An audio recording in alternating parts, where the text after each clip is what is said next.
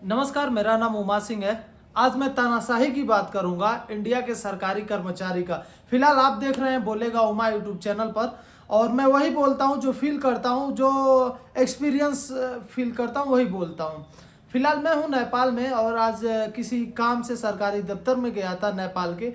एक बार नहीं, मैं नेपाल अक्सर आता रहता हूं अपनी ट्रैकिंग के काम से, और सरकारी दफ्तरों में आना जाना लगा रहता है। तो मैंने सोचा क्यों ना एक वीडियो बना ही दिया जाए अपने कंट्री इंडिया के लिए, कि खासकर वो लोग जो सरकारी दफ्तर में है, सरकारी दफ्तर में काम करने वाले मैक्सिमम लोगों को, आप लोगों को एक बार नेपाल आना चाहिए। और नेपाल आकर सरकारी कर्मचारी किस तरीके से काम करते हैं यहाँ, ये सीखना चाहिए। भले ही आप अच्छा प्रोग्रेस, हम इंडिया में बहुत अच्छा प्रोग्रेस कर रहे हैं, बहुत हाई जा रहे हैं, नो डाउट, सब कुछ अच्छा हो रहा है। लेकिन जो तानाशाही है ना आप लोगों का, वो कहीं ज़्यादा है। एक नॉर्मल व्यक्ति ना अपनी इज्जत बहुत बचा के रखता है आप लोगों से। उसका इज्जत तभी वो बच पाता है जब अपनी चुपचाप रहता है, अपनी मन की बातें भी नहीं बोल पाता है। एक सेकेंड, सॉरी, मेरा बात कट गया था। जो ये क्या बोला जाता है, एक गेट खोलने वाले से लेकर जैसे जैसे जैसे पदवी ऊपर बढ़ती चली जाएगी, लोगों का तानाशाही बढ़ते चला जाता है। और एक टाइम ऐसा आता है कि जब बहुत हाई लेवल के ऑफिसर हैं, उनके सामने आप जी हजूर, यस सर, सिर नीचे करके ही बात कर पाते हैं। आप खुल के बातें नहीं बोल पाते हैं, अपनी बातें कर नहीं पाते हैं। इस लेवल की तानाशाही है। और पता नहीं चलता है अपने इंडिया में कौन से ऑफिसर का कब मूड भड़क जाए, कब गाली गलौज दे दे, कौन थप्पड़ लगा दे, कौन क्या कर दे।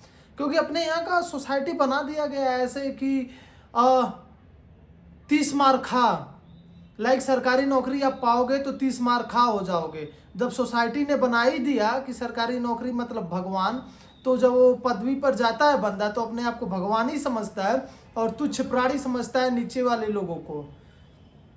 तो रिएक्ट भी वैसे ही करता है वो तुच्छ प्राणियों के ऊपर। बल्कि ठीक उल्टा होता है नेपाल में।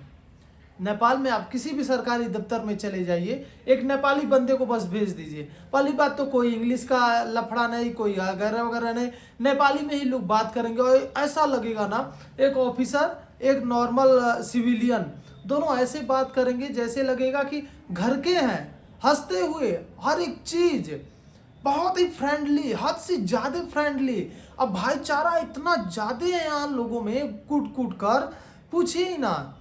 सभी लोगों के, इनफैक्ट अपने इंडिया के मैक्सिमम लोगों को आकर सीखना चाहिए नेपाल से भाईचारा, किसी भी पद पर हो। लेकिन बोलने का जो टेक्निक है ना, अपने लोगों से बात करने का, यहाँ पर बहुत कम केस मिलते हैं कि रंगदारी जैसा बिहेव करना सरकारी दफ्तरों में किसी आम इंसान के ऊपर। इधर केस ही नहीं मिलता है ऐसा वैसा। अभी एक बंदा हो ना, गाड़ी से जा रहा है, गाड़ी खराब हो गई, कहीं फंस गया ना, 4 5 10 बंदे ऐसे ही रुक कर हेल्प कराएंगे। ऐसा तब तक हेल्प कराएंगे जैसे लगता है कि अपना ही काम है।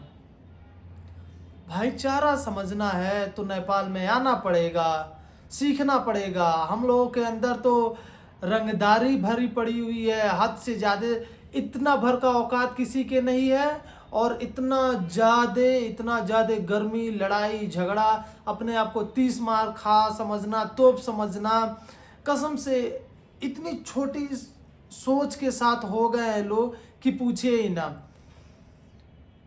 एक बंदा जो पब्लिक काम के लिए बैठा होता है, वो तो समझिए हर 10वें में से एक बंदे को गाली गलौज, लड़ाई झगड़ा कुछ भी कर देगा।